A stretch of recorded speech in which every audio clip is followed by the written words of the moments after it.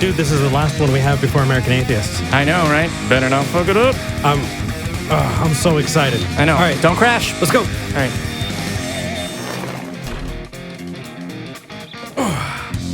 All right, hello and welcome to Talk Heathen. Hello and welcome, all according to plan.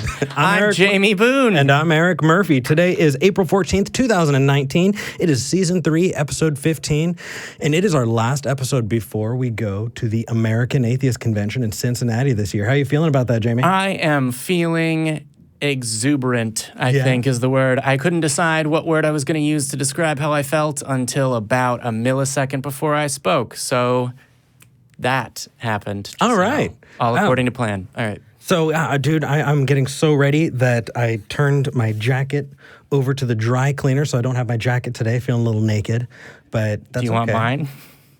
Nah, we're good. Okay. It looks better on you. Aw, you're sweet.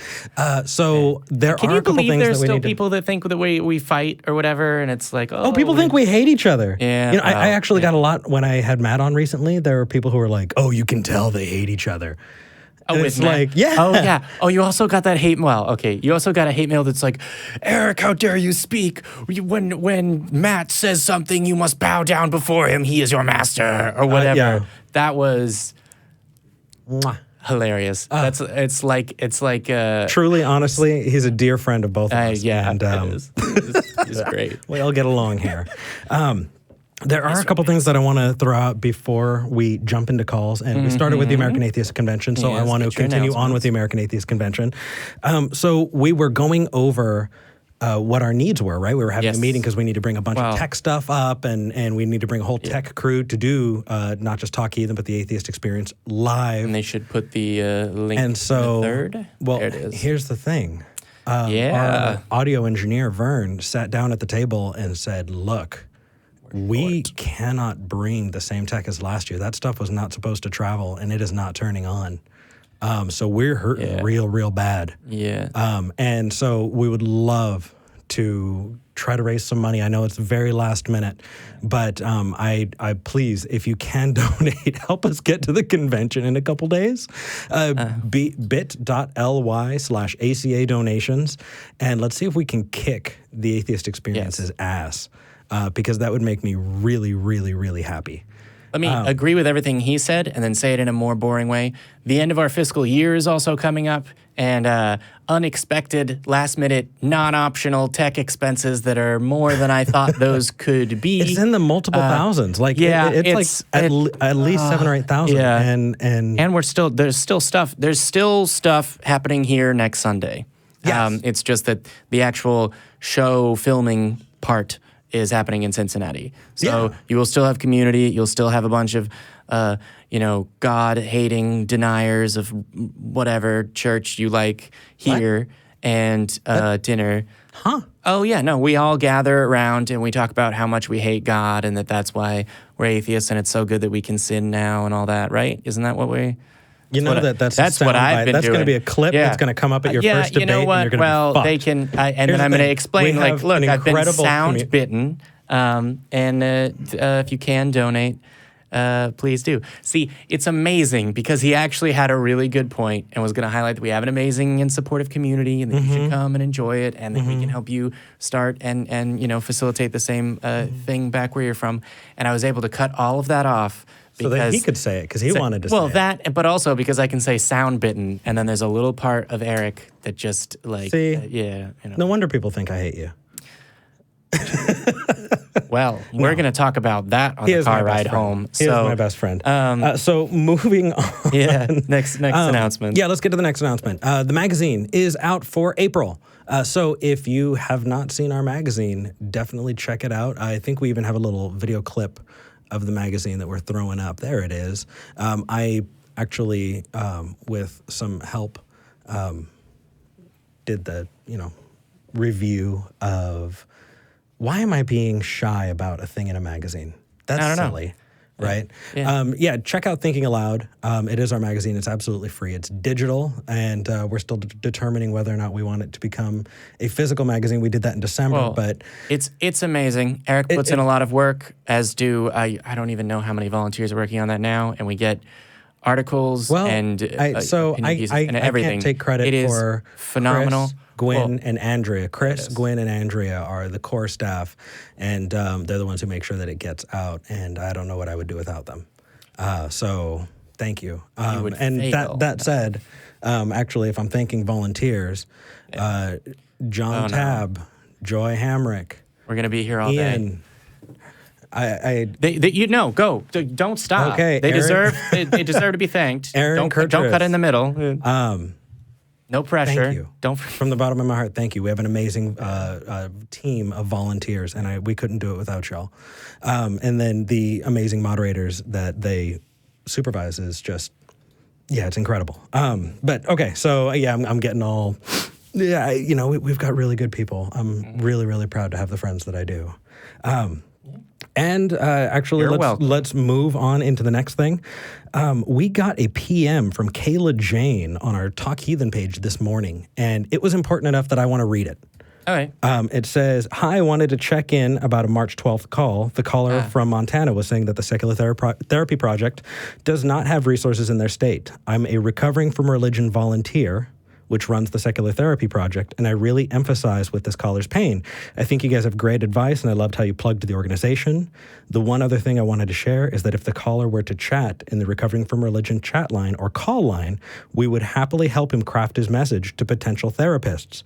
We do this a lot, and Dr. Ray has given us a really helpful script for people in his shoes. Just sharing another resource. Thanks, I think that's an incredible resource." Yeah, I was going to bring that up as well. I didn't know whether they'd wanted their name out there. But it is an incredible resource. Recovering from Religion Foundation is phenomenal, and it does many things, including the Secular Therapy Project. Absolutely. And that is worth sharing and reading in its entirety. Yes, I agree. If you're in a place and you need help, there's no shame in it, and there's we need to get rid of that stigma. We all need help sometimes, and it's important that we get it and that we value ourselves enough to do it. So lastly, before we move, we're going to be thanking our top 5 patrons. We thank our top 5 patrons in the middle of every episode. If you'd like to become a patron, go to patreon.com/talkheathen-to-me. That's patreon.com/talkheathen-to-me. We thank our top 5, and it's what allows us to not just keep the lights on, but encourage new shows, more voices, and to support other organizations that are doing good around the world. So if you like what we're doing, you support the cause, go to patreon.com/talkheathen-to-me. You can get our show ad-free and a bunch of other cool stuff like getting your name in the credits. Yeah. And it'll support that. I was going to say, and if you don't like what we're doing, particularly if you're very religious and you do have money to donate, you should give it to us anyway, because we could use it. Okay. If you do support us and you can't donate, that's totally okay too. Yes. I took a look on iTunes and Google Play on the reviews, and it's usually a few months in between each time somebody reviews it. And there are people who will shoot down every atheist show and just hit thumbs down because they're Christian. So thumbs please. down, 1 star on iTunes, all of this crap. And it really does help. It really does help us get out there. So if you can, please do. That said, our last announcement is about the Atheist Vanguard. Okay. The Atheist Vanguard is the newest show, and I think it's really, really neat because we have a bunch of people who are volunteers, who are regulars here at the ACA, and they want to go out on the streets and have conversations and then bring those conversations back. And discuss them, yeah. Yeah, and by doing that, they are creating the most ambitious show in the history of the ACA because we're doing outside these 4 walls, tons and tons of stuff. Yes. So getting the audio is excellent. I know it played after AXP last week, and it's going to be playing after the Atheist Experience today. So stay tuned for that. But also, after that, it's going to go into its regular slot, and its regular slot is going to be after this show. Yes. So starting next Sunday, after Talk Heathen, the Atheist Vanguard will be playing. So make sure you subscribe in time because it's absolutely worth it. Those people are amazing, and they're getting their feet under them, and I'm watching them, and already I've seen them improving so much, and I can't wait to see where they go. Yeah. So that said, anything else, Jamie, before we move into calls? Nope. All right. Robert in New York. You're talking to Eric and Jamie. How are you doing? Sup? I'm doing good. How are you guys doing? Doing all right. Godless. Holy crap, I just checked the live chat. We had a $50 donation, a $5 donation, and a $25 donation. You guys are fucking amazing. We're going to go to the convention. Sorry, Robert. That made me really happy. Yeah. Just, you know what, you guys just mentioned something. If Vanguard is on after you guys next week, what's happening with the Atheist Experience? Got it. Okay, so what's happening is That's not what I want to talk about. There'll be a new show next Sunday. It will be premiered on the AXP channel. It's just the recording part of it is happening in Cincinnati. So from the perspective of the viewer, the crowd size will be larger because the regular show isn't filmed in a large hotel. But other than that, and we won't be taking calls because we can't take calls, and it's going to be on Saturday. So if you're in Cincinnati and you can get a ticket, come and see us because we're going to be on at 1:30 in the afternoon on Saturday. We're going to be sending that recording over and then playing it during our regular spot because people make that part of their routine. Yeah. So as far as from the viewer's perspective, it'll be at the regular time, and if you watch it while it's premiering. I know that Eric has talked about it, and as many of the hosts as I can prod into doing it may very well show up in the live chat. So you can hang out and tell them, wow, your hair looks weird, and they can respond, yeah, I know, it was my bad. Yeah. Or, wow, your hair looks awesome, and they can say, yeah, I know, every week. Whatever. All right, well,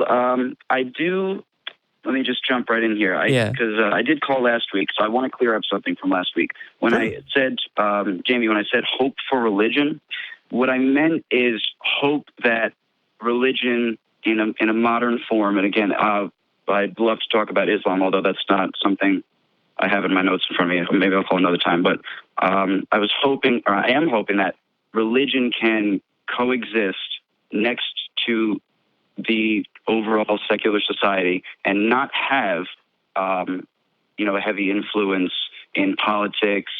And that's basically, I guess, the main way I would put that. So I just wanted to clear that up. So also just to run through real quick, give you some background, was raised Jewish, was in Hebrew school from around age 6 to 7 to my bar mitzvah around age 13. I forgot to mention, I said that was the last of my last work inside the Jewish faith. I went on a birthright trip in 2012. And I have to say, it was fantastic. And this is actually, I spoke to Truth Wanted a few days ago, and I was saying to them, I was so envious of everybody's convictions. And that's one reason I was saying, I quote, want to believe. Not I want to be a theist, just I want to, I wish that, again, like I was saying the other day, like about, I wish there was an afterlife. I wish things were a little more, you could know a little more, but that's really it. It wasn't that I wanted to be a theist.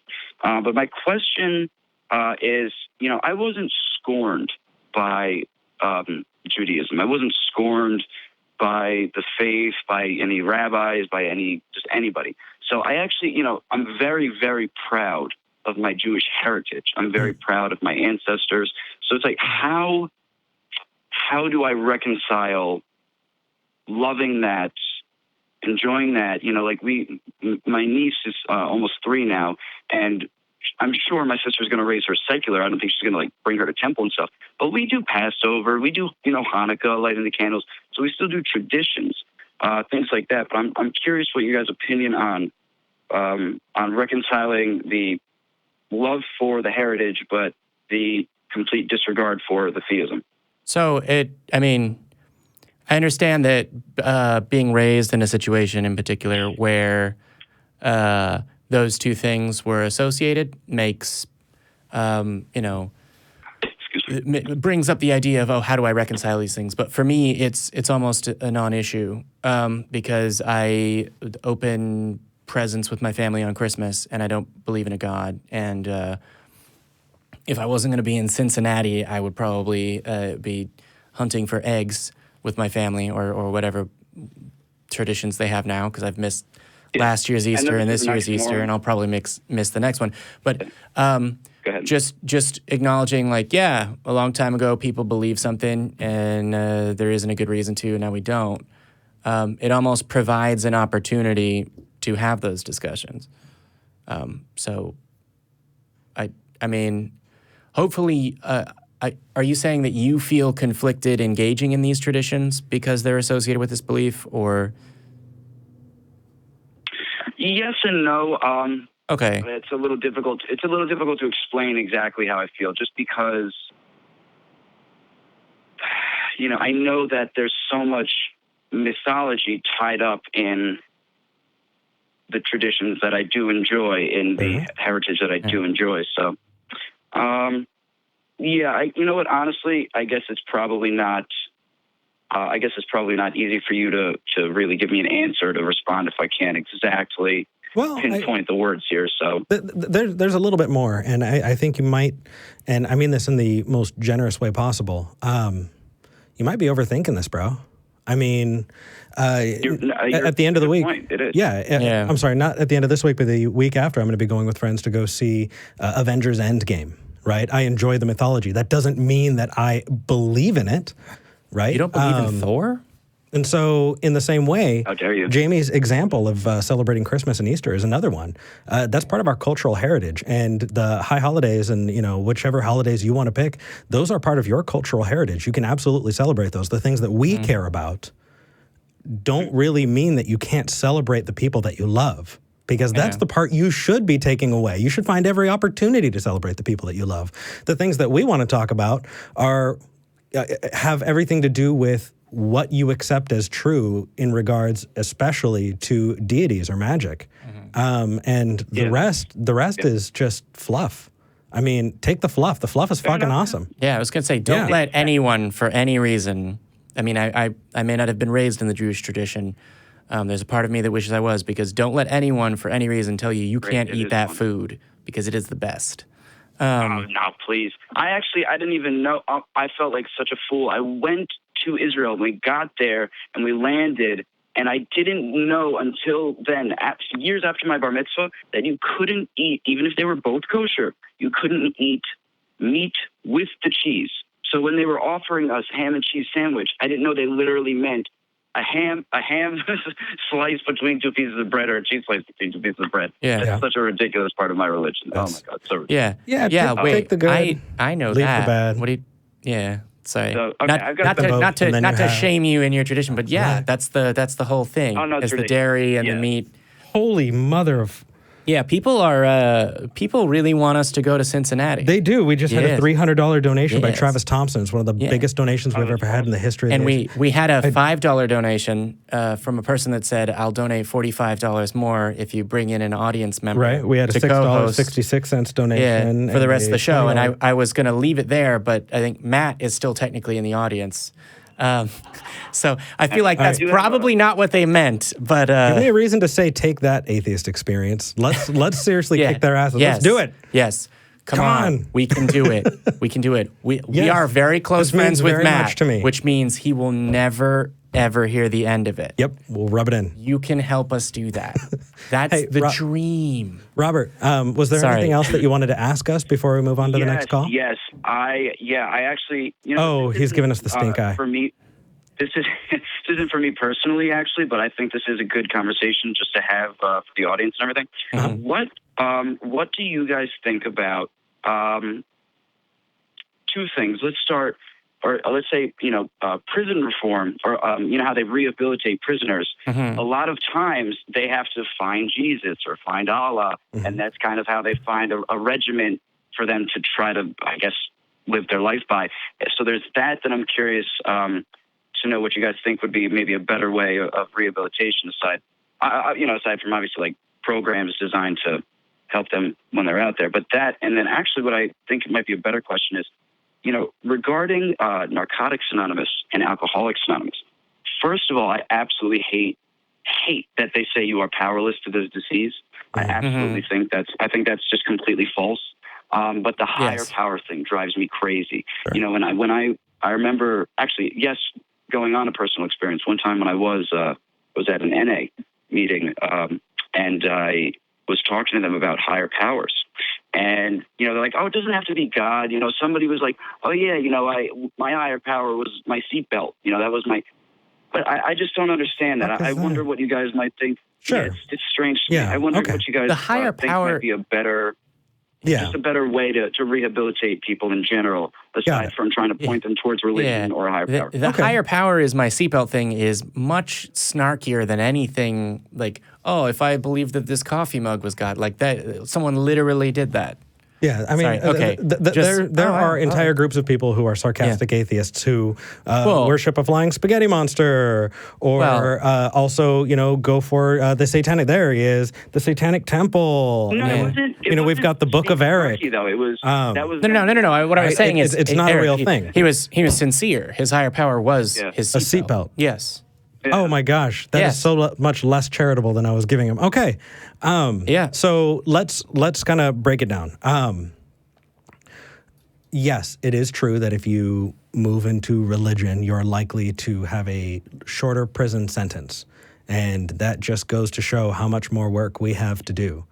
And it's something that I've been thinking a lot about because I'm going to be going into a debate on May 2nd with a gentleman who was saying that he went to prison, learned about God, and then became a moral person. Yeah. And the interesting thing is, when you give your morals up, right? When you give your decision making up for someone else to make those decisions for you, you're not acting as a moral creature. You're behaving, in a way that you're just doing what you're told. You're not actually showing that you're moral. And so I absolutely hate it. And I agree. I think that when you follow AA, NA, OA, or any of those groups, I hate that they don't publish their recidivism rates. I hate that you have to be religious and yet courts mandate that you have to go if you in that way. So agreed. It just means we've got a lot of work to do, and that involves everybody getting active. And we'll help. We'll be there. We'll sound the call, and we just hope that you're there when the time comes. If that's about it, I think we're going to move on to the next call, Robert. Completely get it, actually. Yeah. All right. All right. We'll talk to you. Take care, buddy. All right. So what I will add is that it's been brought up, AA is, I think someone in the chat said, it's inherently religious. So it's a little bit decentralized, and it kind of depends on which group you go to. It was started, I think, it was started in a church by, I think literally in the church's basement, but by what's-his-face McLast name. And so it was like, here's God, and in the big book there's like, here's what you should believe. Agnostics, come on, you believe, and atheists, doom on you, or whatever. SMART is a good alternative. It's secular. It's a secular recovery project. We've mentioned it at least before and talked to people in it and help with that. Additionally, someone said, all hail the flying spaghetti monster, and put in $10. Yes. Ramen, but I prefer to look to the sky and see the glow cloud. All hail the glow cloud. And now I'm ready for the next call. If you haven't seen Welcome to Night Vale, it's a really cool show. Don't. Check it out after Don't this. name the show. It's a thing. It's cool. No, you but don't the Book name of Eric the is show. The official religion of this show. You did it wrong. Also, there's nothing to see. All right. Belle in Virginia. You're live with Eric and Jamie. How you doing? Hey, can you guys hear me? Yes. Oh my gosh, hi. Hey. What do you want to talk about today? Okay, well, I'm going to try to be as concise as I can so I don't ramble. Don't be like just me. To give a little bit of Yeah, don't be like him.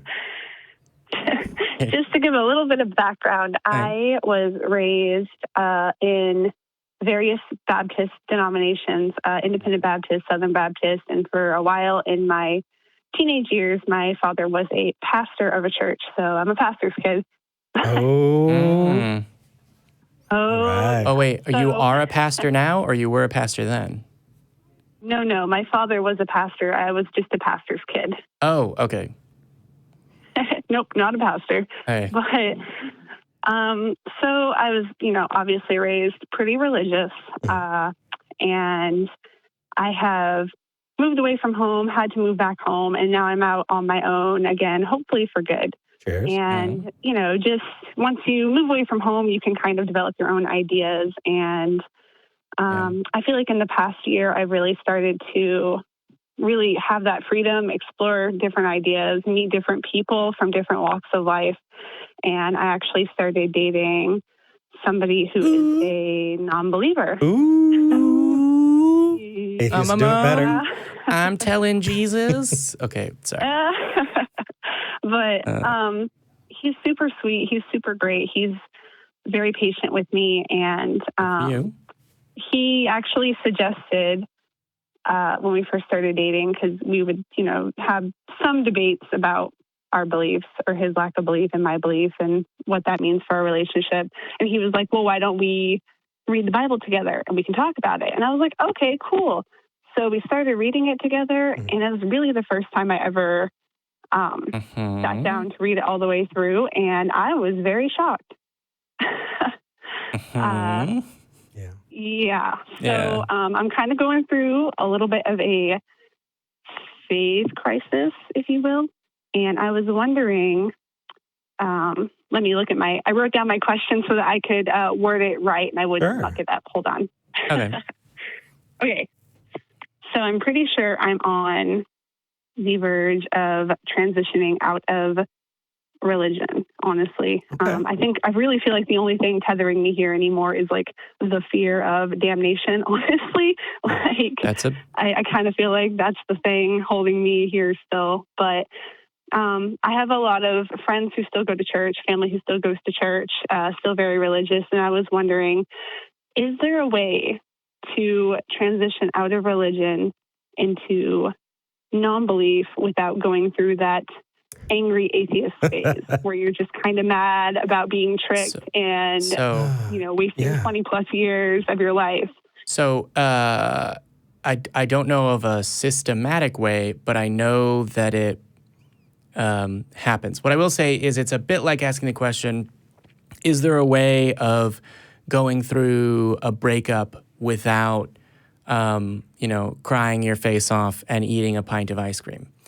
The answer is yes, but I don't know of a systematic way to guarantee that. What I can say is the fact that you're thinking about it in advance and wanting to avoid that is probably a good indicator of whether or not it's going to happen and dominate the way that you see your exit from this. But there's going to be strong feelings, and the actions that you take in response to that are definitely something that you're able to influence and to a large degree, though not entirely, control. Yeah. And something tells me that there's a person that's close to you that you have a good relationship with that's going to understand and be there for you and help. And if not, we have that community.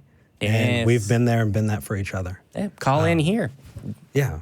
But it sounds like you've got a boyfriend doing that. Yeah, well, that's what I was alluding to. Yeah, sure, I know, but I want to throw that in. Yeah. Belle, it completely depends on you, and it's different from person to person. There are some people who were only slightly religious. It really didn't play a big part in their lives, and when they left, it didn't have a big impact. There are other people who lost everything because of it. And one of the reasons we say it's okay to be angry is because you can own your own feelings. You can own your emotions and your own recovery process. When you talk about fear of hell, it's going to take time, but it will get better, right? It will get better. It's so deeply drilled in that you may logically know it doesn't exist, but still have that fear. And it's the same kind of fear that you see when you go to a like a pound and you close a door loudly, and several dogs will jump and out of fear. There's this inbuilt response, this fear response, and it just takes time, but slowly it will start to lose its grip on you. Now, as far as the anger and the hate, Belle, I was on the phone with somebody last week who was in their 80s, and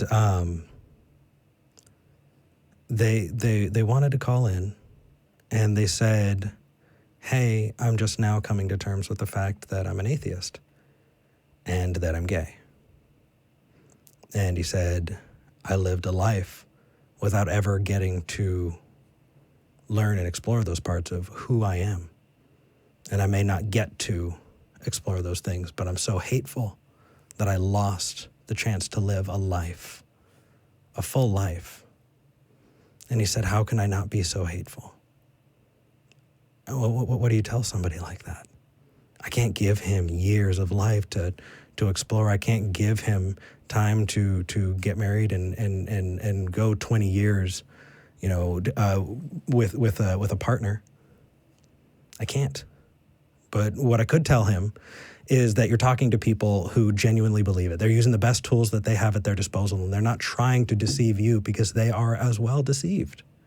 And because of that, you don't need to be angry at the people as much as the structure of it.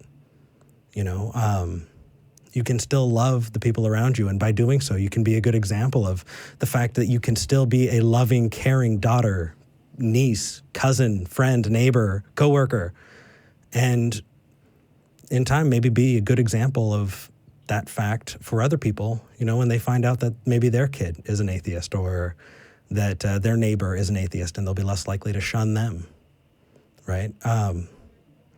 Being that good person, it actually does take away some of the hate because it gives you something to work toward. There's a much bigger movement, and unfortunately our movement doesn't have a lot of, while the camera's zoomed in, I'll pull out the Book of Eric.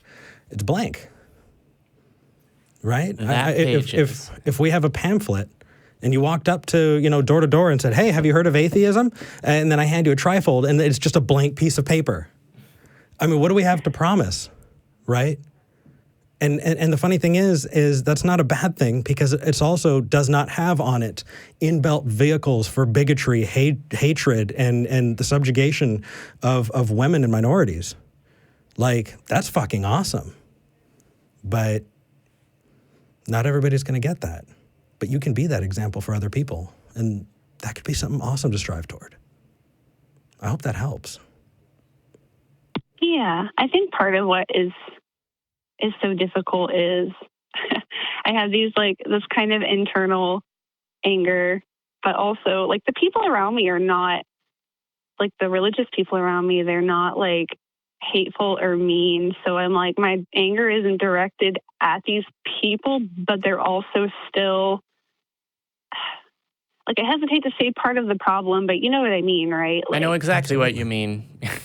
I am not close to any religious person that has learned even what I do on my weekends, or well, it's now basically every day, learned what I do with my time and energy and effort and why they haven't seen me recently, why no one has seen me recently. I haven't been around any of them that have heard that and then preached at me at length or denounced my existence, etc. I've been very fortunate in that regard. And it's very difficult for me to turn around and say, yes, please stop giving your church money because you're making it worse, particularly depending on that church. But yeah, I'm still out here working hard. And in the immediate after that math of my deconversion, it was less emotional for me. But when I had the brief sort of cursory discussions with people that I know that are important in my life and bumped into them going, oh, well, sure, there's problems with the Catholic Church, but, they just need more healing in reference to Catholic priests that have raped children and the church that had defended them. That pissed me off more than anything else. And learning to find a way of still living constructively and not being consumed by holy fucking shit. People I've known for years are forced by these categorically unreliable sets of epistemologies and beliefs to jump instinctively to the defense of child rapists has been a process, and I think it's gone very well. But what I would say is don't be afraid of how you feel. Right? Feelings are not wrong, but trying to treat them that way is going to make basically everything worse. So learning to process feelings, whether it's sadness or anger or love, is just part of the human condition. And what I can say is there's these two guys that do a show every Sunday at 1 p.m. Central. One of them's a total asshole. The other guy looks like a Amish. You don't look Amish at all. You look like you're going to build a chair. I look like I'm from Austin. That's what I look like. You look I look like you I'm are ready to raise a barn. Anyway, Belle, the caller on the thing, this show exists, and we've got our social media. A barn? We have the ways of contacting us. See, and he Take complains care. when I Hope you call derail back. him. We want to hear how you're Yes. doing, okay? All right. I hope that helped. Take care. It does. Thank you, guys. Thank you. Thank you. A barn. I'm okay. You got to work a little bit more to raise a barn. You can build a chair, I though. am gonna fight you now. I will put you on my workout regimen. We're going to get you stacked. Jonathan, you don't in have Arizona. a workout regimen. I know your You're weekly live routine. with Eric and Jamie. How's it going? Hey, Jonathan. Good. How you guys doing? Pretty good? Doing pretty all well. right. Thank you for calling back. Oh, yeah, for sure. You asked me what I thought was a pretty interesting question, and I gave it some thought, and hopefully some interesting discussion, if anything, comes out of it. I think it will. Before you jump into it, Jonathan, we just had a $100 donation by Kathy Leto. # Team Eric Murphy. Oof. Ooh. Let the rivalry begin. Take that, Jamie. All right. Well, Yeah. I mean, come on, guys. Don't leave me hanging out to dry. No. What I will say Please is, donate to which one's your favorite host. Come on. I want to do this. All right, real quick. Yes. Before Eric revels in the fact that at least one person likes him. Mwah. I guess two. I guess he's my friend. Whatever. It's fine. We haven't said Travis Thompson on the air yet, have we? No, we haven't. Wow. We're doing our jobs. Travis Thompson. Travis Yeah, I Thompson. did. $300. Oh. Yeah. Well, thank you anyway. Thank you. We haven't overthanked you. All right. And Sorry, Dr. Jonathan. Funkenstein, $36.66. He's also one of our top 5 patrons. Blake Johnson, this is freaking amazing. Okay, so anyway, Jonathan. Yeah, this is freaking amazing. Right. Jonathan, sorry. Interesting discussion. Sorry, yeah. Calling back. These are the parts of the show that people like. Hate. And let us know very, very clearly in the comments. I mean, getting to the people that leave angry comments about the fun parts of the show. However, everyone likes it when we get into good discussions, like the one we're about to have with Jonathan. So, yes. Jonathan, what did you want to talk last about week specifically? you called in, and I think I asked you because you were saying that the historical evidence surrounding Jesus was something that you found persuasive. And I mean, all of it. That was a clarification. And I said, if that same historical evidence existed for a person named Joe Bob in ancient Pakistan, would you find that persuasive? I think that's roughly how I worded it. Yeah. Yeah. Yeah, that was pretty much it. Okay. And so I think, to be honest with myself, the only two factors pretty much that you've kind of changed are the time and or the name and location. So I think it's reasonable that I would believe it. I can't think of any reason why I wouldn't.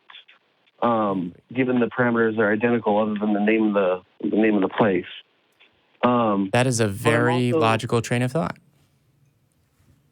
I mean, it was a good question, though. Like I said, I never thought of it. So, but I think if I'm also trying to put myself asking the question, if I had heard about Joe Bob in Pakistan at the same time that I read The Case for Christ. And everything I knew up until that moment was identical as well, other than, say, I guess, not knowing anything about Christianity. I think that's why I believe that I would have believed the story. Okay. So, Jonathan, we've gone over, and I've gone over The Case for Christ multiple times, right? And have you done a lot of kind of study on logic and how to determine whether or not, an argument can hold water, or whether or not it should be fair or reasonable to believe a thing? I think I have a good understanding of it. Okay. So let's say Jamie tells me, Eric, don't go into the back room. You'll immediately be murdered. I look into the back room. There's nobody there. But don't go in. Looking is fine. I get to choose whether or not I want to believe him, right? Well, him saying that, I'm going to be more skeptical about that than I am going to be about the claim that don't go in there. There's pie, and I don't want you to eat my pie. both of those are examples of me deciding whether or not to believe something based on, what he is saying, right? When you're evaluating a claim, you need to determine, how important is the claim, what is being said, and how do we vet it, right? And so I know that when I read The Case for Christ, a lot of the different arguments that came up were fallacious, right? Now, that doesn't mean that they're necessarily wrong. It just means that the reasoning given was not solid reasoning to stand on. Right. So a couple examples that I'll give you is it has stood the test of time, and yet the Iliad is older, and people don't take the gods mentioned in that or any other deities from that, from before then as having existed. So why does that make sense to you? Do you think that standing the test of time makes something a good argument for being true, Jonathan? Not at all. Okay, cool. What about the next one? How about the liars argument, right? So if we say, oh, well, they died for it, they must have believed it, and so why would they lie? Why would you die for a lie? Yeah. You heard that one, right? That was in the Case for Christ, wasn't it? It could have been. I've read quite a bit, so I'm not sure if it was in that one or not. No problem. And yet we see here in the United States people in cults drinking poison or being impressed upon them to drink poison because they think that they are in the presence of a prophet. They think that they are with the incarnation of Christ. Do you think those people are liars? I think they're misinformed. I do too. And so how the hell could you tell the difference? And if you have to be able to tell the difference between the two, then why would that argument make sense to you? Does that argument make you believe more? If the testimony of the apostles? Can you ask that question one more time? Does the testimony of the apostles... it's basically if right now people can say, well, you can look and see people that say, I'm in the presence of a prophet, I believe it, and I'm willing to die for it, and I'm going to go and live on a spaceship. One specific example. And they will tell you that, and they believe it. And we've just sort of agreed that's not enough to think that they're lying. They're telling the truth, and they are trying to communicate the truth, and they're willing to die for it. And you and I and Eric can agree, yes, we think they're misinformed. How is that not a possibility for the apostles?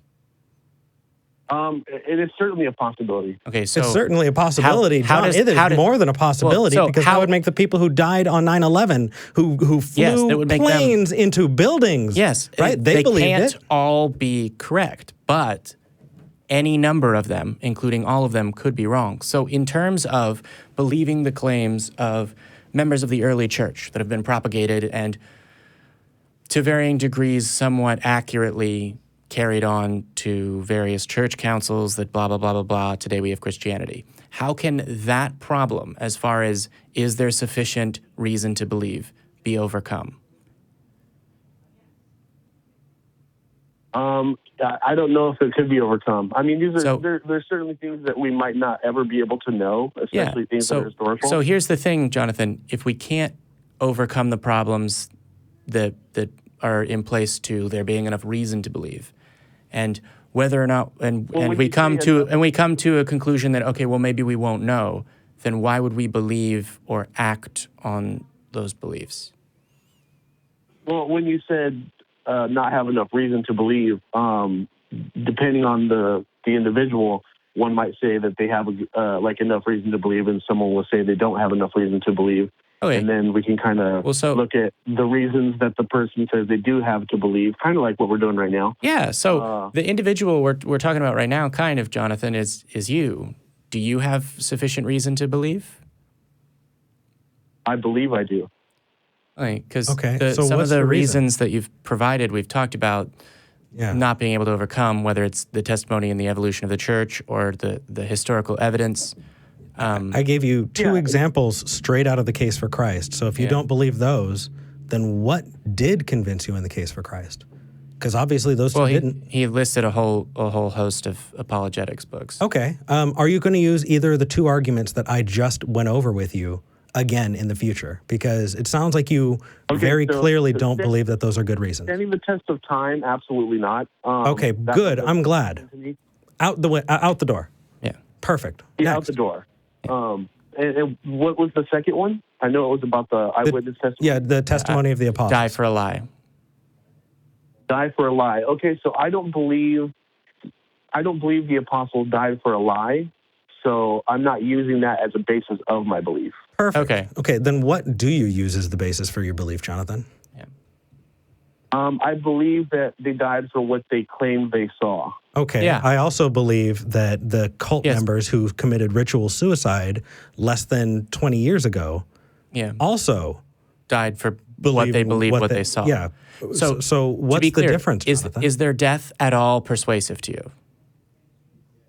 Well, I can't generalize giving an answer to the 20 years ago incident because first I don't know what incident you're talking about. There's been a few of them, including the one where they went to spaceships or they were going to go to whatever comet or whatever.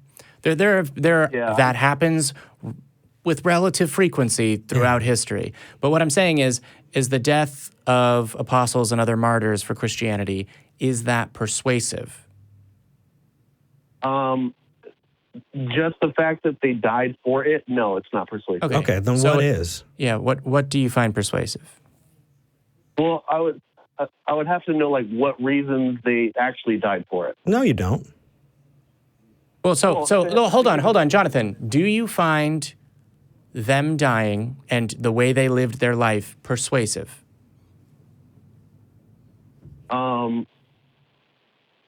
Do I find the way that they died and lived their life persuasive? So, because what it sounds like, because what I just heard, and I really, I don't want to say, I hope I'm wrong, but what I heard has somewhat confused me because what I asked was, do you find their death persuasive? And you said no, and then you proceeded to say, well, I need to go into why they died. And if it's not a reason that you believe and it's not something you think is persuasive, we can talk about it, but it's not really related to why you believe a God exists. And neither of those is related to whether or not it's true, regardless of what you believe. Yeah. So are these deaths relevant to your belief in a God? Their deaths, that alone? No. Okay, but is it a part of why you believe in a God? No, not because they died. So it's not one of the reasons. No. All right. Moving forward. Yeah. Why do you believe? Because they. What I find persuasive is that they had every opportunity to deny seeing the resurrected Jesus, and they decided they would rather die than say that they did not see Jesus resurrected. That's Jonathan, the same thing. That's the exact same thing we just went over. So what we're talking about is some people long ago said they saw it. And it's not even, you don't even get to say that. Well, a book says a bunch of people long ago saw it. A book largely by authors we can't identify said that they know that other people saw it. But the point is, even if you had the eyewitness testimony, which we don't, written in the own hand of a person that we could confirm, which we can't, of a person that said, yeah, actually I was there on the day, and then I definitely saw my main man, Jesus, roll out that rock, and he was alive and totes swole, or whatever, that wouldn't be sufficient reason for me because I'm aware of the fallibility of eyewitness testimony. But is that something that persuades you, the fact that people were saying it then?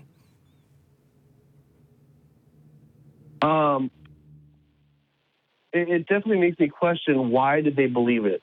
I don't care. Why did they die for Jonathan, something? so why do you care at all? So asking yourself, why did they believe it, is an interesting question, because in my mind, that is the beginning of a path of inquiry that can lead you to scientific skepticism and the realization that testimony, even if it was more direct and more coherent and more confirmable, wouldn't be able to confirm even the non-supernatural events of that day sufficiently.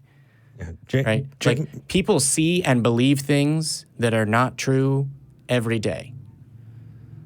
Jamie's point is incredibly valid, Jonathan. If you want to explore that and understand how to skeptically look at eyewitness testimony, that's a good, bit of advice for life. I'm swinging right past it. Well, why, if we just went over and we just gave you an example and you just agreed with us that people can believe something and die for it. And be wrong. So why would you... People die for something they believe and also be right? I mean, yes. sure. So the point that we're making is the fact that a person believes something and is willing to die for it does not mean that it's true. Does not place any weight one way or the other in terms of whether or not we should believe a claim. No. Right, and I agree with that. Okay, so... I mean, because you can make the same argument, Jonathan, that somebody in the Islam. Middle East can say, hey, look at these people who flew planes into buildings. Yeah. Do you think they did it for a lie? Yeah. Also, that's not even the beginning or end or close to the number of martyrs that have given their lives for Islam. At any point along Jimmy. It goes beyond that. At any point along the way. Yeah, it goes beyond that because mothers have sent their children running through minefields to clear the minefield and knowing that, the children that are blown up, whose bodies are unrecognizable in sinew and in chunks, will be forever in paradise. They skip the waiting line, all of that stuff. To me, that's much more persuasive than killing yourself. That's a child that you've raised and you know and you love, and you're doing this because your God has said so. So in terms of whether or not someone really, really, really, really believes something, I don't find that persuasive at all. And somehow we're still on this point. Why should either of us or you think it's relevant at all? Right. And I have said that I agree with that, but I think you're asking me to make defend an argument or a position that I've not stated. That I'm not. Then restate your position. Case somebody's fervent belief in something justifies me believing it. So that's good. So what about the fact that there were people and that they had an opportunity to, you didn't say the phrase deny Christ, but deny seeing the resurrection and chose not to. What about that is persuasive? Given the argument we just had. Well, I think the variable that's important to me is the fact that it was what they claimed they saw, not what they claimed they just believed. They didn't, as far as I know from what I've read in the New Testament, is they weren't saying we're not going to deny Jesus because we believe it. They're denying Jesus, or they're saying they believe in Jesus' resurrection because they saw him. They saw him after, post-mortem. And they experienced with him, had conversations with him, they ate with him, they spent time with him. So a couple of things. One, we can continue to talk about this as if we have testimony directly from those people. We don't. We have testimony written a couple of decades after that. But even if we did, that would not be persuasive to me for the following reasons. We have stories like that are conflicting. We have eyewitness personal testimony of people being abducted, of people being by aliens today, now, when we have cameras and lie detector tests and video recordings of their testimony, of people being abducted in groups, of people claiming supernatural events and magic entirely unrelated to Christianity, of people claiming divine events entirely unrelated and in direct conflict with Christianity. And we have those with Christianity, and we have those with varying sects of Christianity that entirely contradict each other. So given that we have this evidence for multiple claims, and that all of those claims cannot be correct, that they're contradictory, is there any reason to believe that that evidence should be persuasive in terms of accepting a claim? Okay, so I'm going to answer that with a direct no, but I'm also going to give my reason. I agree. All right. So the eyewitnesses, the people who claim I was abducted by aliens and I'm a direct eyewitness, I wouldn't believe that because they say it happened and that they directly, experienced it. I wouldn't believe it based on that. And the reason why I find the difference between that hypothetical and then what the apostles said about the risen Jesus is that the apostles were talking about the exact same event. where you have dozens of people, who are saying I was abducted by aliens, but they're talking about their own event or own. There are people that didn't know each other beforehand that have said we were abducted together as well. Yeah. So, Jonathan. So again, the same evidence exists, and also we don't have the words of the apostles. Like it's kind of a side issue because the flaw here is that scientific skepticism isn't being applied, and it needs to be. But one, we don't have exactly the type of evidence you're describing, which we can set aside. But two, the same evidence that you're describing for belief in Christianity that is poorly recorded in an old book that's a copy of a mistranslation of a translation, exists today now for other things. Is that something that's going to cause you to believe those other things? Without knowing specifically what we're talking about, I can't really. I mean, you're asking me a hypothetical question about belief, and I can't say whether or not. That's a fair point. But if you found well-documented video evidence, that collected by an investigative reporter that was like, hey, I talked to these people and they were all describing being abducted by aliens. They were hundreds of miles apart. They all said it happened on the same day, and they described the interior of the flying saucer the same way. Like, I mean, leaving aside the specific parts of this example, but just if that kind of evidence existed for a flying saucer from the planet Ganubina, would you believe that flying saucer traveled through the air? Probably not. I would think there's probably better explanations for the claim. So I agree. So how come you're having that issue? How come you're having that issue? Yeah. Holding the same. Yeah. Why would you not skepticism about that claim and not others? Yeah. What is different about your religious belief? It's kind of hard to because we're talking about so many different things all of a sudden at once. We're bringing up examples of the same thing, and so let's try and condense it down so you don't have to answer 10 million things, right? What Jamie is rephrasing over and over and over in a bunch of different ways is he's giving you examples of the same thing you're saying is convincing to you, and you categorically in each example have said, I would not accept it, and still accept the same thing. Directly, Eric. Sure. I can answer that directly. So you're saying I'm making a direct comparison, but in all fairness, it's actually not a direct comparison. How? Because these people claiming, I'll explain that. The people who are claiming that they were all never knew each other, they were all abducted by the same UFO, their facts all met up. The reason why it's not a direct comparison is because none of these people. And I'm only saying the reason why it's not a direct comparison has nothing to do with whether I believe it or not, is because none of these people died claiming that was true. Perfect. Okay, Jonathan, no, we're done. We're done. We're stopped. No, we're stopped. Go back and watch this video because we started this conversation with you absolutely agreeing that somebody dying for something because they believe it is not good reason. And you went back to it. Jonathan, hold on. It's an uncomfortable place to be. I get it.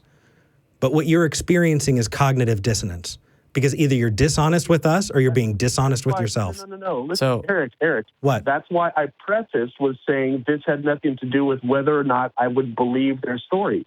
I cleared that before I said. So the only thing I said is that it is not a direct comparison. So hold on, because it is. So, Jonathan, I'm going to be very generous in terms of your response, or at least I'm going to respond, and I'm going to ask you first what I think the response is. Are you doubting the sincerity of people that were abducted by aliens? Because doubting the sincerity if I hold a gun to someone's head and I say, "Do you really believe that?" Because I'm going to shoot you, and they say, yes, I do. And then I shoot them, and I go to the person next to them, and I say, do you really believe that? And they say, yes. I'm going to say that's a really, really good test of whether or not that person believes it, right? So if your claim is, well, people that are saying they're abducted by aliens are just lying, if that's what your counterexample is, then I understand what you've said so far. Is that what you mean? No, I'm not. I'm also not going to shoot anyone. But Yeah, right. Sorry. No, just felt like I needed to clarify that because I had the whole gesture. No, Jonathan's then, difference is something that he already agreed doesn't matter. Okay, yeah. I was trying to find something that would be different. You appear not to have highlighted any one difference, and certainly no difference with a distinction. What is the difference? I'm sorry. What is the difference of what? Between exactly. No, between whether or not, so like we have to wait until someone that says they were abducted by a UFO dies, still saying they believe that without like a death. That's why I wanted to be perfectly clear before I said that. Okay. So clarify, please. That them dying for that belief would not in itself be a reason for me to believe or disbelieve their claim of being abducted. Perfect. Okay. So exactly why I wanted to say that before I said it was not a Yeah, got it. So hold on. So what has you convinced? Because it sounds like you just told us you're not convinced by the thing that has you convinced. Not convinced of what? So why would you not believe that they were abducted by aliens? I feel like this is rehashing. Well, it is. Yeah. Why would you not believe that they were abducted by aliens, given the same evidence?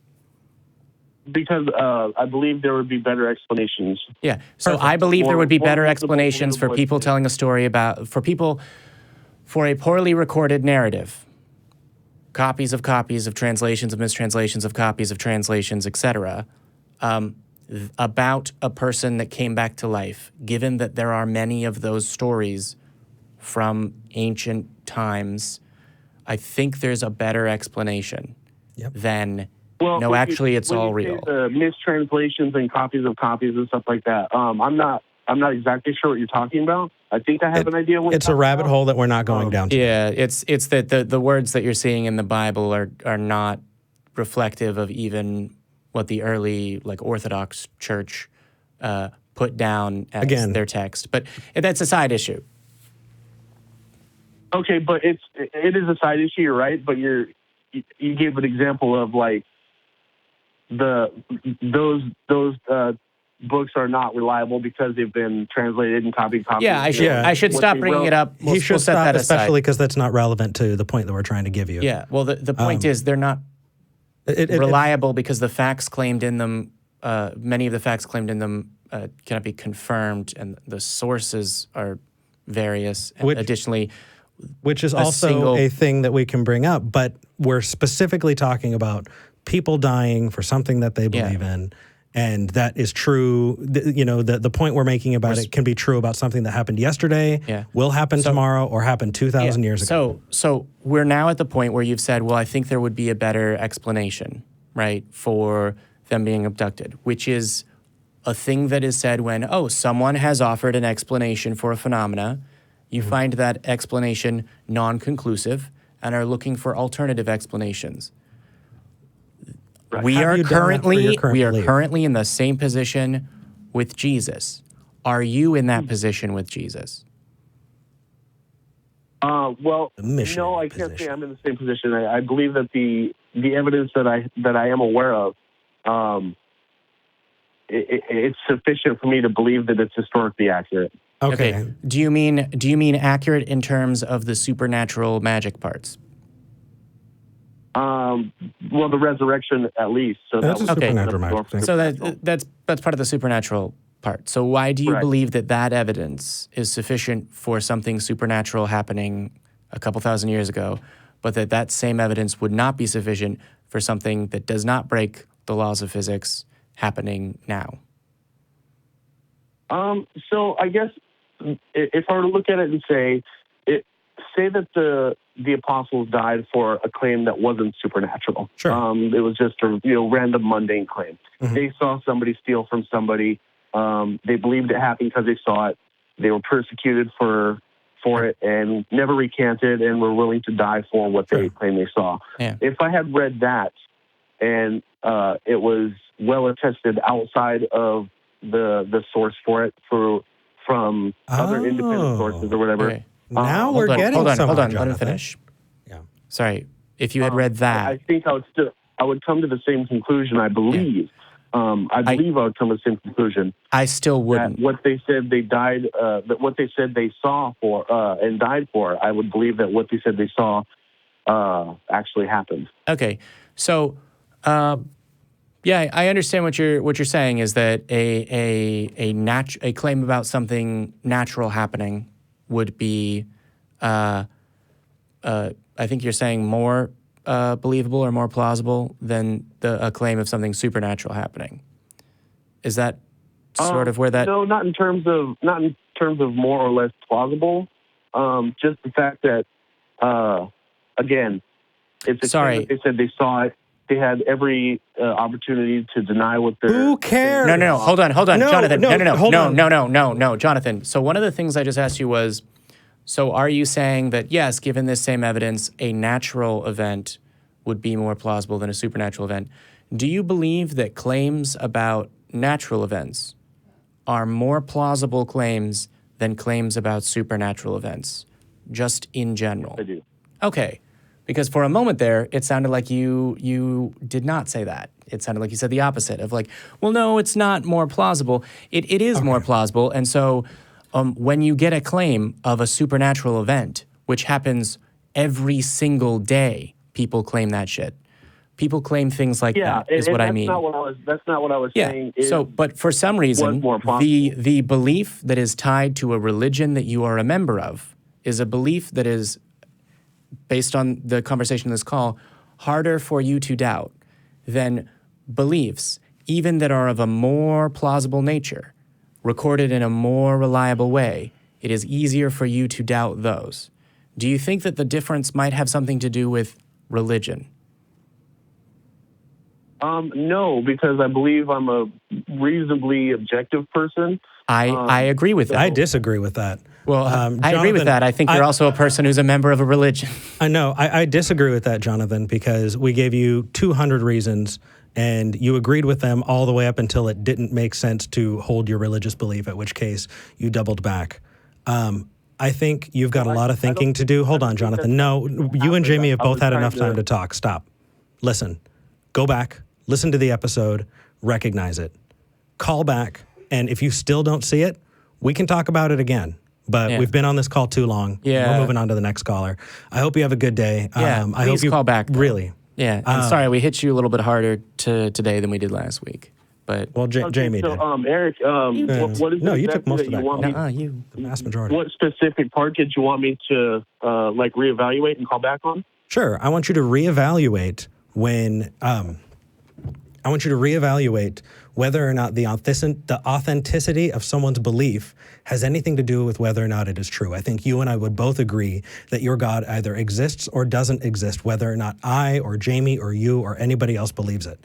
And so somebody's belief or dying or torture has been brought up and has happened in numerous religions. I don't give a fuck whether or not somebody died for something, about whether or not that made it true, because we have way too many examples that you agree with up until it doesn't matter for you, because your example is special, and that's bullshit. Look back. I haven't said that or really even alluded to that. Yes, you have. Go back through. Again, I think there might be a miscommunication that can easily be clarified. Okay, easily clarify it, and then we're going to move on to the next call. Okay.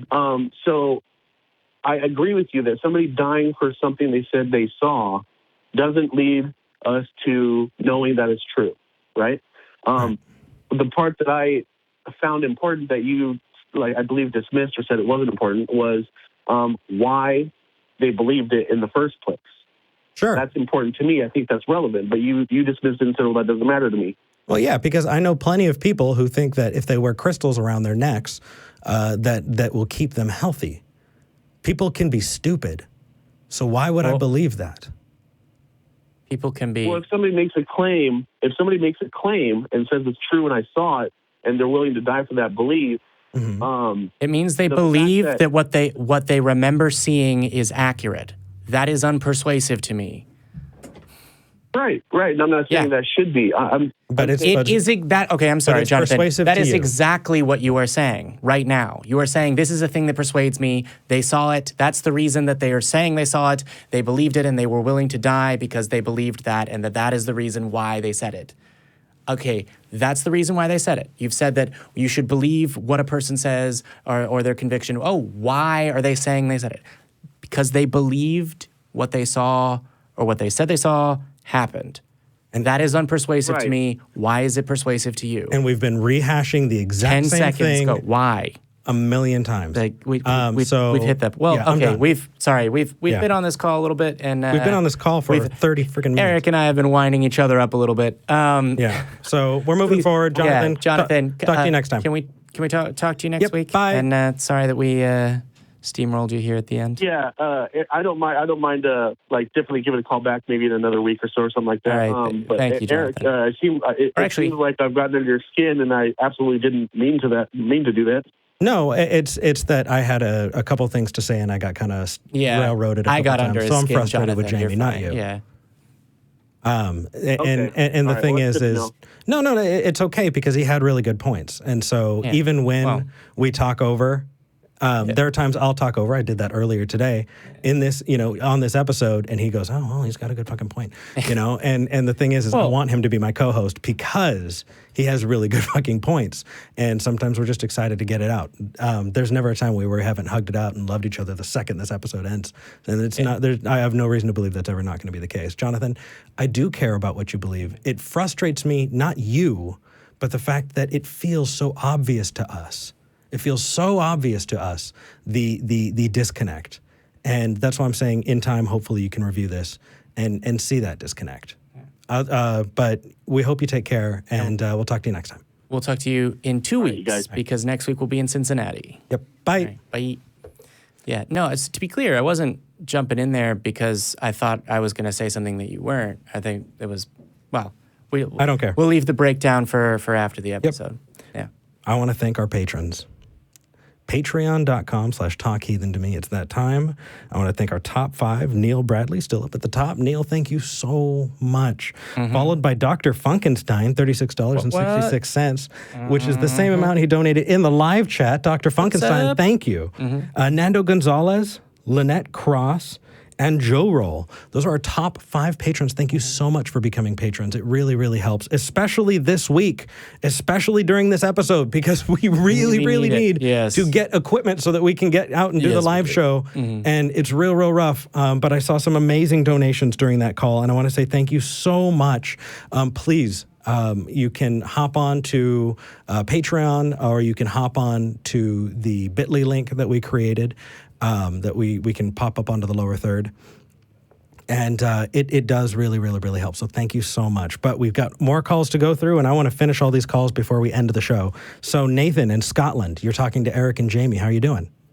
Oh, wow. This is actually real. How are you? What's up, brother? Hey, it's for real. It is real. Okay, so I wanted to talk to you both about consciousness and whether or not it relates to a material reality. Like materialism. Yeah. Is that okay? Yeah, we're good. Okay, cool beans. So I think an argument that I more or less wanted to make was that consciousness is essentially immaterial. So the argument would probably go along the following lines. Sure. You'd say something like, well, a fundamental feature about consciousness is that there's this subjective first-person experience, but you cannot infer that these subjective first-person experiences are going on if you were to just analyze descriptive facts alone.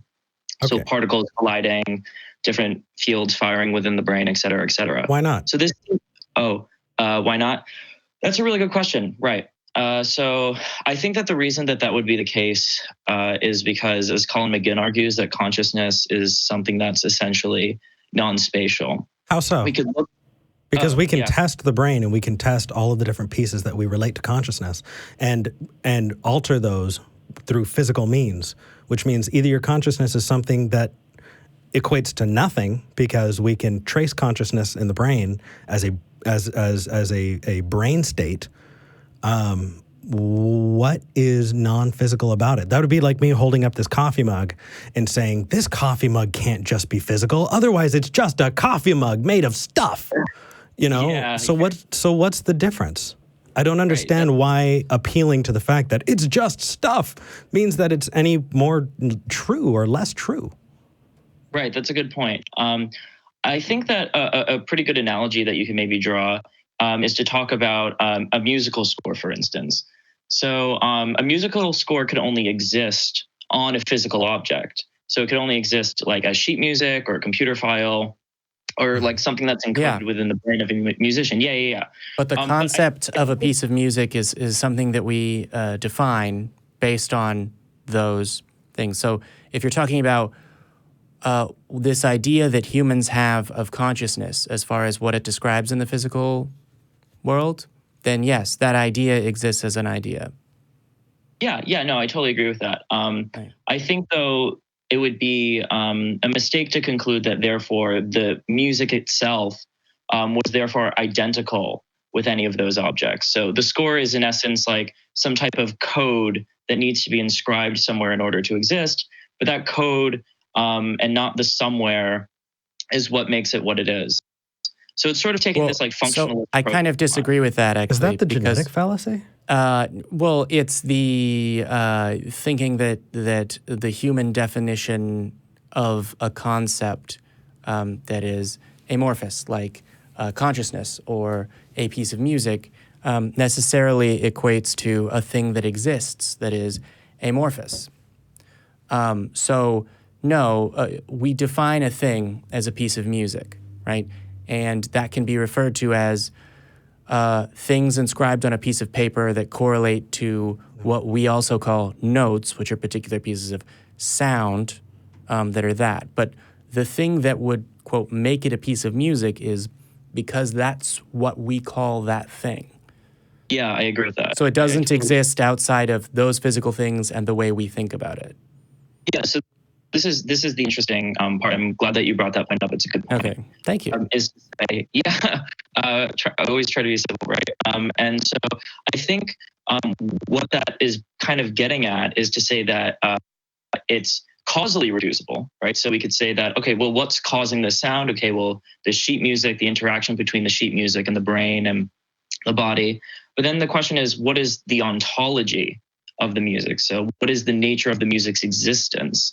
And so it seems that we could do a causal reduction, and we could say we could reduce the cause of the music to absolutely. Something. Absolutely. Yeah, but the ontology division. Of the music, that's the fallacy of division. Does that make sense?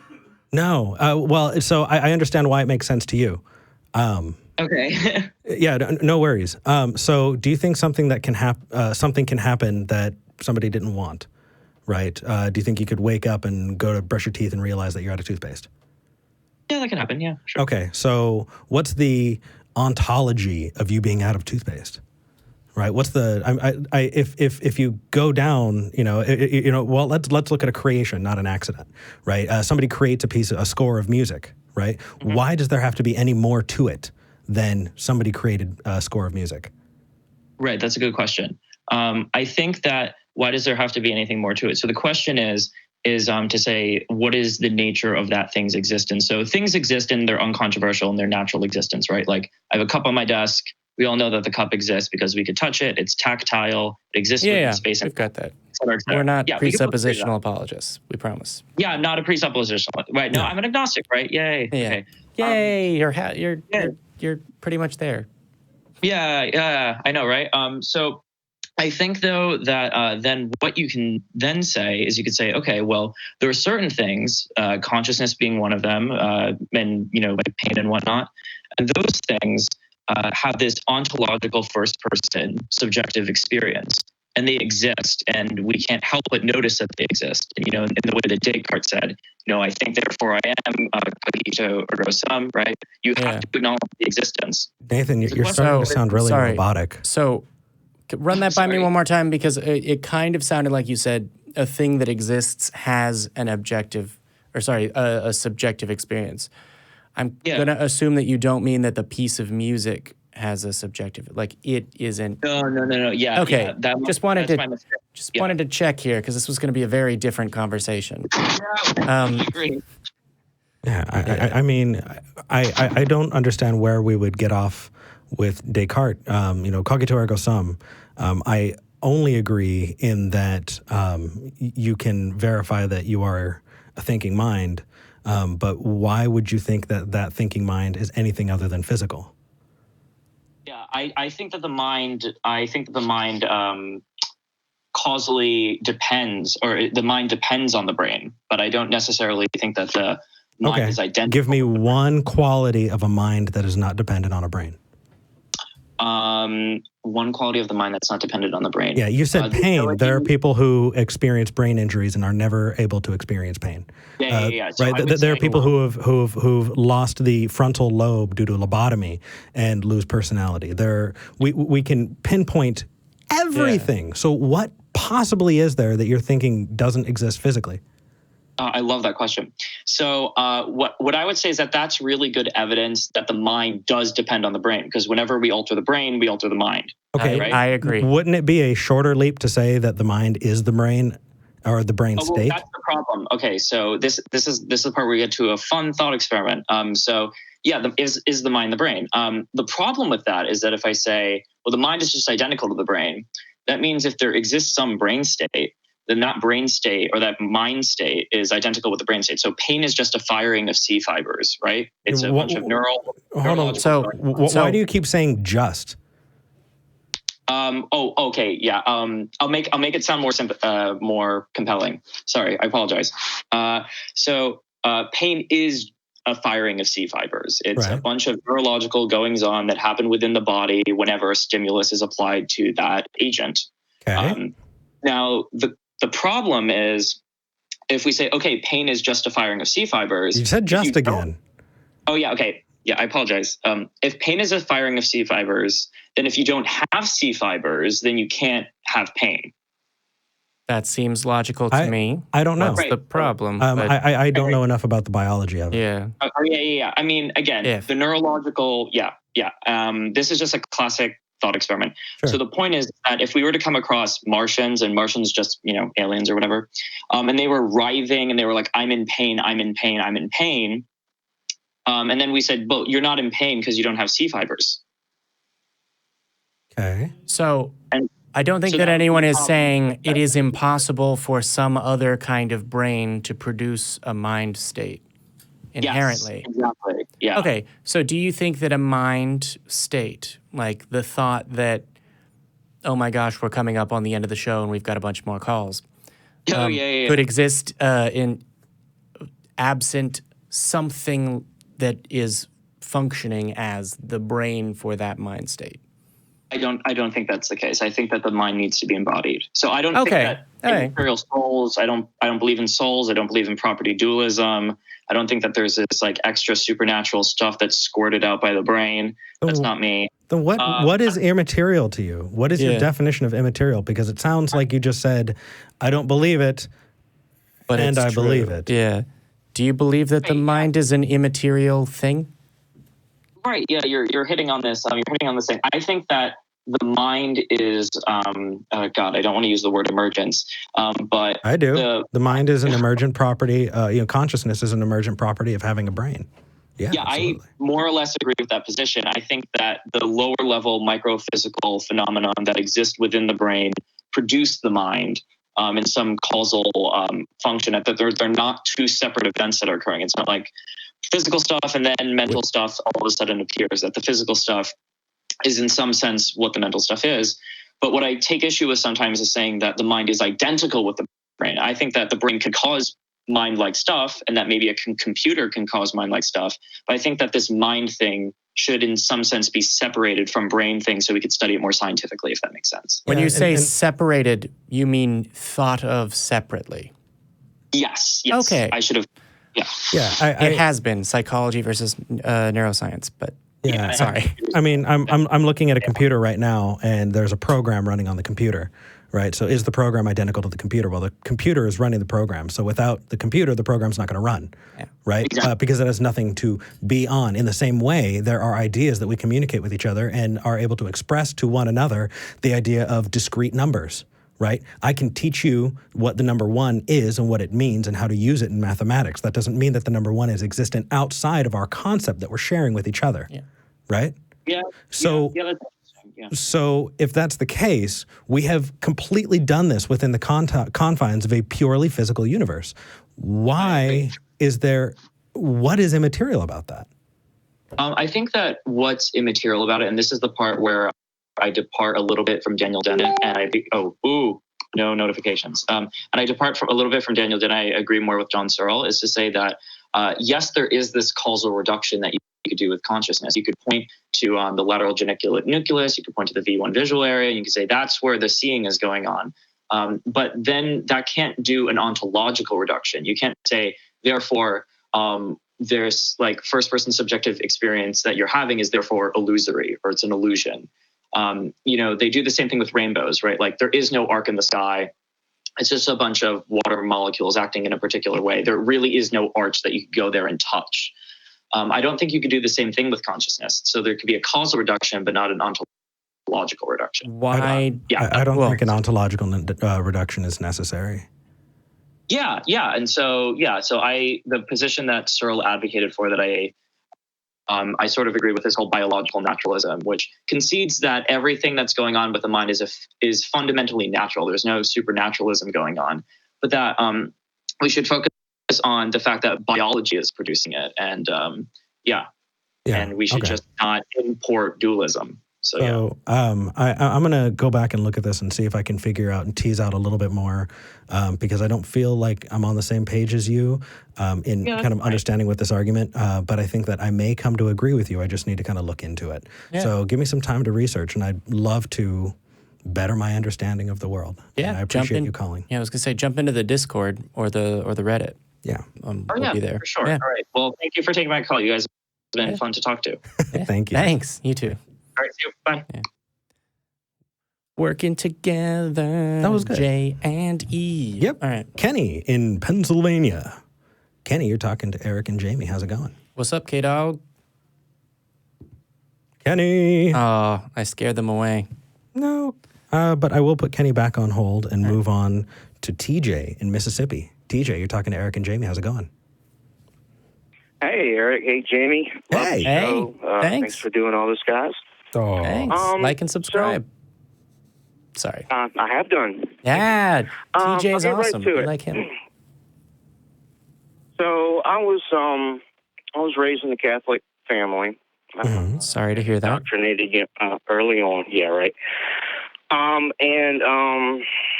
I was pretty well indoctrinated. I had this feeling that I thought was God, that I would get this profound sense of shame and smallness in the presence of any kind of church, even the most humble. And, nobody does guilt quite like the Catholics do. And I actually toured London and Paris and points in between, going to a bunch of old churches and a bunch of the old abbeys and, buildings where you could just smell the history. If you wonder what history smells like, it smells like lemon oil and beeswax. And then when I was 16, TJ? I was incarcerated. TJ? Hello? Hey. I appreciate you. Hey, can you hear me? Yes, I can. I appreciate you. We're getting toward the end of the show. Let's try and zero in on what your question is. All right, here we go. Okay. When I was 16, I was arrested and convicted for a crime I didn't commit. They sent me to one of those military boot camp style kiddie prisons that has since been shut down because of all the abuse. I'm going to put a link in the chat. All right. If you want to take a look at that. So what I have is, I was about halfway through my bid and went to church every Sunday there on the at the prison, and I went in one day and I didn't feel that feeling. I didn't feel what I thought was the presence of God. And it was at that point that I realized that either he had abandoned me or he just didn't exist at all. So now I'm an adult. This was 30 years ago. I get into arguments with theists who I ask them all the same question: where was God while I was being subjected to state-sponsored torture? And they all say the same thing: oh, he was in the midst. Oh, he had you the whole time. And I can assure you that I don't feel like anybody had me the whole time while I was in there. So my question is, how can I argue against theists who want to just quote Bible passages as like that's supposed to be some kind of a explanation for why I don't feel like I was protected? Sure. So Does that make sense? Yeah. it's my advice would be change the script. I mean, the street epistemology is probably the best approach there. Well, first off, TJ, I'm so sorry you had to deal with that. And I hope that if you're comfortable to talk about it, talking about it helps us make sure that we can build a world where that won't happen in the future. So there's number one. Everybody else, if they've got a problem with it, can fuck off, because that is a wonderful cause that I think is incredibly important. But specifically, how do you have this argument with them? Well, it sounds like you have a very, very potent problem of evil that someone would have to do some mental gymnastics to try and bend themselves around to justify, right? I know we've talked about that. We had someone call in who said, if you were in a car accident in the middle of nowhere, are you saying you wouldn't pray to a God? And I'd say, my response was, your God put me there. Right? Because if you believe in a God that created the universe to happen the way it happened, that means your God put me there. Yeah. If they're saying God was in the midst, then what they're saying is, yeah, that prison was run by God, and what you were put through was God, and all of that. Mm-hmm. So they can either say there's a place where God wasn't, in which case what they're saying about God isn't true, or they can say, well, God was there and doing that, in which case the part where they say he's good isn't true. Yep. And the rest of it, man, I mean, there are people that you're not going to be able to convince. But there are different things that you can do, because if it's somebody that you need to deal with, but they're not an integral part of your life, then you can disagree with them, and that's okay. If it's somebody who is integral in your life, then you need to be able to make that evaluation about whether or not that person is toxic and should be in your life. And you're absolutely justified in making those decisions, and no one here is going to tell you where that line is, because you know your life and those people in your life better. But when it comes to having an argument with a random stranger online, I find that the less anonymity in the discussion, the better. You shared something about your life. That's a whole lot harder to dismiss. Right. Yeah. Well, usually it's through Facebook. I've reconnected with friends from high school, and a surprising number of them are theists, specifically Christians, and they get down on me for not believing, and I tell them all, I make you the same deal. If you can answer this one question, I'll convert right now. Where was God when this was happening? And they just go in circles with this scripture, that saying, and oh, well, Jesus died for you on the cross. Why should you be mad about this? This is so not as bad as that. Hitchens, TJ Hitchens actually had a couple really good quotes where he brought up examples of people who were tortured for decades. Yeah. Right? Kidnapped as children and forced into having children by their rapist. I mean, really, really intense stuff. And if you're going to have a pissing contest, if someone's really going to pull out the ruler, then really say, oh, did Jesus' death really, was it as bad as, X, Y, and Z? Because there are people who go through that your God is doing to people. Yeah. So, when they say, then why would you be mad that happened to you? The one snippy way of responding is, do you mean, why am I mad that you're claiming that your God did that? I like that. Yeah. And another, because you're also going to provoking, church and worshiping that God and talking about how great that is and giving money to institutions that teach other people to say that. yeah. That would be why. And with that argument can be, you can say, hey, you may not agree with me, but would you agree that the solution is to allow the abuse to continue? No. Would you agree that we should do something instead of waiting for a God to? Because hoping a God would do it didn't help you, so why would I expect it to help other people, right? And so whether or not you believe that God exists, creating reform and legislation to make this world a better place is something that's in our hands that we have to do. Yeah. So regardless of whether or not you believe it, if that God is that much of a shit, then they should be, just as on board to make the world a better place from us doing it instead of, waiting around for that deity. Let me just throw one more thing at you, and I'll clear the line so you can get to the next caller. Rock on. Another problem that I have is, by and large, the Christian segment of our society tends to be the conservative, the Republican, the right, finger quotes in the air, right side of our society. And they also tend to give absolute support to the authorities. And they look at my story and you're making that up. Oh, we don't treat kids like that in this country. Oh, and my favorite, well, if you got yourself locked up, you must have deserved it. Yeah. I can't tell you the contempt and hatred that engenders in me for them to say shit like that. Yeah.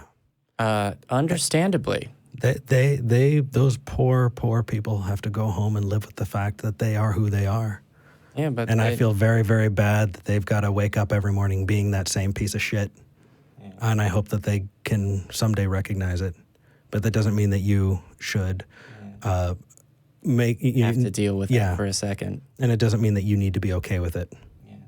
I don't mean to be that person, but feel free to give them the phone number for this call, because in general, I don't know, I think I'm generally still considered the more patient of the two of us. Oh, for sure. Yeah, but if people want to see me lose my cool real quick, have them justify rape and abuse because they deserved it. Because I would also love to talk about that person about, Christian persecution, so really anyone that has anything bad to them deserves it.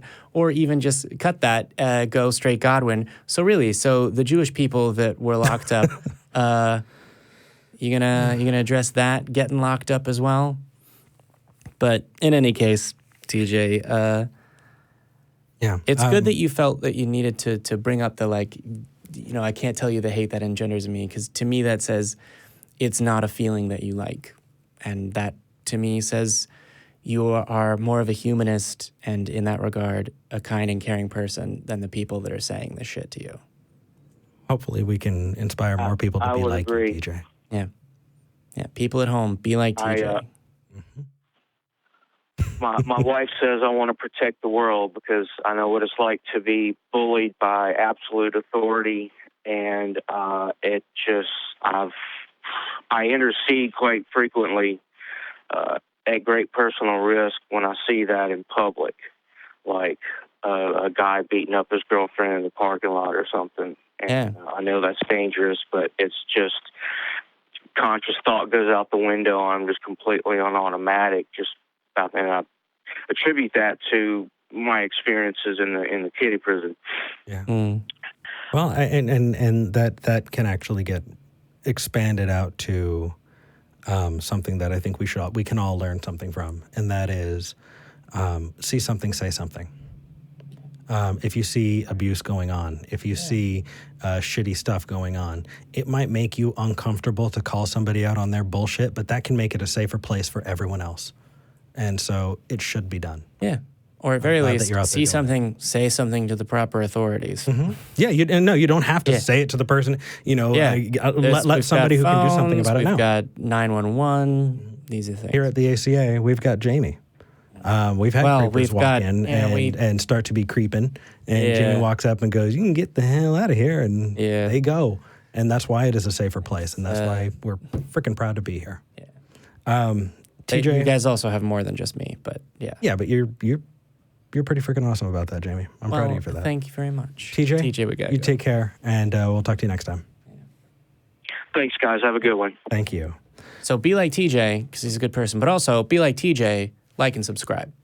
So we've got one last caller, and I want to do one more big push because AXP is going to come. Matt has been giving me the stink eye. Yeah, he's going to really push to fundraise. We really have. We have thousands and thousands of dollars we've got to raise, and I don't want to be. He's going to come up in here, not in their shadow. Come on, with his fat cat. Oh, I've got so many fans, and I've got. Oh, let's raise more money. And in the first 5 minutes, they're going to get like $1,000. Which is what happened last time. He knows in advance. Help us get to the American Atheist Convention. Help us get the tools that we need so that, because it's not just going to get us there. This is actually road-ready stuff that we can take to more conventions. Eric is already taking off clothes, and he hasn't even brought it up. Yep. Just make the dollars fly. Right. It'll happen right here. Yep, appreciate it. Appreciate it. I'll do whatever it takes. Okay, they haven't given the money yet. All right. So give your money quickly. In California. You'll see that, and then you are on the air and talking to Jamie and Eric. How are you? Oh my God, I made it on. Hey. Yes. Hey. Oh my what? No. Okay. Sorry. I'm joking. Amazing. I love your guys' show. I got here real late. But I appreciate you guys taking my call. I am subscribed and liked. Yay! Thank you, Shelby. Be like Shelby. Yeah. So I'll try to be as brief as possible. I called in because I came across an interesting conundrum that I've noticed repeats whenever I talk to people in my family who are religious. It's a subject of miracles and how they use that to justify basically believing in whatever they think they should. And I'm starting to think, I'm wondering what your guys' thoughts is on maybe trying to improve the conversation about what a miracle actually means. Because by its definition, a miracle is something that literally cannot happen without like divine intervention, like how Dr. Manhattan put it in Watchmen, oxygen turning into gold, you know? Yeah. So, but they use it when applying to like I've had a long history of medical health stuff. Oh. You know, I've had 2 kidney transplants. I'm sorry, and I'm only 26. That's okay. But it's all stuff that you can do with medical science. You know, you can fix a failed renal system and you can survive you can have a kidney transplant last for like 2 decades. But they're all, oh, it's a miracle. Or maybe this time a miracle happened and you'll be healed and you won't need another kidney transplant. I'm like, no, stuff like that doesn't happen. So I'll stick to the stuff that's proven to work. Yeah. Yeah. Like it's very unlikely that my original kidneys will just start working again. I mean, it's not like it's impossible, but it's highly unlikely. Yeah. So, but people are all, oh, miracles happen all the time. But then they wouldn't be miracles if it's something that happens. Sure. Yeah. So, you know, I was wondering what you guys thought about this, like how maybe that conversation might be worth having. You know, that's one of the first conversations that I remember having as a religious person was the effectiveness of intercessory prayer. Because I remember asking my mother, hey, so God has this master plan for everybody and it's perfect, right? Right. Okay. But I'm trying to get God to change his mind, right? Right. Okay, but if God's plan is perfect, why would I want that God to change his mind? You know, and if that's the case, that kind of makes me a bad person. So the idea of praying for a miracle itself kind of really didn't stand on its head. And I know that doesn't convince a lot of people, but man, that really had me thinking for a while. Yeah. And then, you know, it was interesting. I think that did you say this is family that you're talking to? Mostly, yeah. Okay, so psychics, I think, is a great way to get into it, right? No, I'm dead serious. Holy Kool-Aid has an amazing set of videos on psychics, and I know Genetically Modified Skeptic has done stuff like that. If you follow through and you really kind of, hey, have you heard of James Randi? Look at this, this person thinks that they can see auras, and there's a good chance that those family members of yours are not going to have those blocks when it comes to stuff that's not specifically their own religion, but you can start to get them to think about, supernatural causation and how to test those things, because all you got to do is give them the tools. When you start, it's a long process, but that's a great place to start. Right. Yeah. Okay. Psychics. That's funny, because at least my mom subscribes to that. She's not super religious. She's more spiritual than anything. No. She's that's almost she's okay. I'm sorry. I'm so sorry to hear that. There has to be a line. Somewhere along the way, you can bring that in. People believe a lot of really crazy crap. I shouldn't say crazy. People believe a lot of nonsense things. So I bring in related ways that you can help teach them and give them the tools so that they can better understand this world. Because right now, if you bring it up, they don't have the tool set necessarily to understand where you're coming from. So help give them that. Okay. So treat it more like an education process rather than this is what I think and you're not right. It's more of this is how things normally work or something like that. Yeah, and please don't be disingenuous about it, because the last thing you want to do is be that person who says, I bought you a book to read. I'm not going to read it, but you should spend the next 5 days of your life reading it. But find things that you're genuinely interested in and then bring them along for the journey. Okay. Yeah. So also, just as a thing, so you've said your mother is more spiritual than religious, right? Whatever the acronym is. It's really not as important to her. She's all, it's fine. If there isn't anything, that's fine. That's her. It's just this thing, Yeah. So it's her family that's more into it. Okay, but is it tied to a specific religion? I may have missed that. No. For everyone else, it's evangelical Christianity. Okay, yeah, that's trickier. Because I was going to say, if she's spiritual and believes in psychic stuff, you can always point her to hey, here's people speaking in tongues and saying it's Jesus. Isn't that something you don't believe? But here are people naked in the woods handling snakes and drinking strychnine. Right. I don't think they're naked in the woods when they do that. I thought they were very, very, very conservatively dressed in a church, dancing around or whatever. I have some very upsetting videos to show you. And I'm sure that I will pretend to have watched. Because they are not attractive human beings. Thank you, Shelby. Shelby. Thank you, guys. Oh, my God. Thank you. I said it again, but thank you. Hey, so your much. cultural fine. heritage. It's cultural immersion. Yeah. Take care. All right. Godless speed. Thanks. Speaking of you saying attractive and unattractive people, basically half of the comments have been about whether or not you're taking your shirt off and all these things. I think a big donation, I'll take my pants off for sure.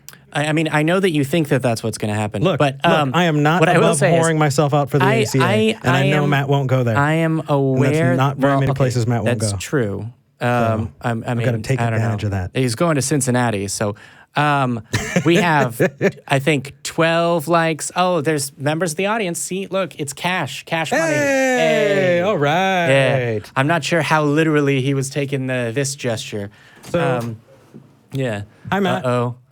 What's up? What's it? Wait. I'll raise some money too. I know you will. It's We're fine. just going to beat you to it. We're just going to beat you to it. It's fine. Yeah. Okay. So right. Come on, guys. Come on. If we can. Come on. Yeah, no. Talk. Yeah. But if I not this appear guy. on the show, No, it doesn't count. No, it doesn't count. It doesn't count. Get out. Right. All right. Okay. Show him. Come on. Talk either. Let's do it. Come on. Let's do it. The rings are green, and so should the money that you throw be. Except they're not there yet. We appreciate it. Let me try. Wow. Yeah, that was all me. Ooh, hold on. Did that a little too hard. We can't do that at the same time. Yeah. Yep. Much better. Yep. Right? Fixed it. We overdid it. We overcorrected. We've been lying to you this whole time. I can supernaturally. I use movie magic. It's the most powerful kind. So It is. It's more powerful hope than to see you stage at the magic. American Atheist Convention. I'm really, really excited. Yes. We will be in you- Cincinnati, Yeah. and we're going to be Yeah, doing you our can't live get- show on Saturday at 1:30. See us at the bar. I'd love to gonna see say- you at the table, take a picture, say hi. I've Yeah. had people message me and be like, hey, I saw you and I didn't say hi. Yeah. And let me tell you something. I think the first time somebody stopped me in the street and said, hey, you're Eric Murphy, aren't you? I called my mother. Yeah, they stopped you in the parking lot, actually, because you were walking to your car. I remember that. Yeah. Yeah. Yeah. And, at a restaurant, They right? lived I lived called- near where you lived. And I didn't say this at the time, but I went, well, I'm really glad that they recognized you and Right. that they're a fan. The first time somebody stopped me at a restaurant and said, hey, you're Eric Murphy. Yeah, right? you were sitting- That's when I was looking at plane tickets to my old high school, being like, how much would it be to be at my old reunion right now? You were like, I don't need to go. I'm sure that everyone I'm not there petty, I knows what I'm doing with my life. And George Clooney doesn't go to his high school reunion. I'm Eric Murphy. Okay, now. I made him sad. Overshot it. It's okay. Overshot it. That's All okay. right. Before we Okay. move out, I want to say Give thank us you to the money. people Eric in the back will be room. happy again. Because on this side of the wall Boom. is where all the actual magic happens. Yes. Well, the studio magic. Yes, the movie magic, the most powerful. magic. Let's you hear still it. don't get credit. Let's hear it from Mark and Silas. and some other guy that doesn't get credit Michelle for was our running fundraising. the calls, but I think Matt might be doing calls. Yeah. Hi, Matt. He still doesn't count. I want to say thank you to the live studio audience. We're not going to be here at the ACA Come next on. week, but the ACA is going to be open. We're really, really excited. It's the all right. silent audience. I know. Yeah. I don't want to go. They believe We're not and gonna they be know here. that they have community here. And if you so do and you. if you And if don't you believe, you do believe- have community. If you, yes. Thank you. No, Thank you for getting us. I there. mixed it up. It's Thank if you for do, donating. If Thank you you do for believe, we don't hate you, you're just wrong. Bye. If you do believe, we don't. Hey, wait, what? No, no. Hold on. We don't hate you. We just think you're wrong. Aw. Too late. Damn. Wow. It finally.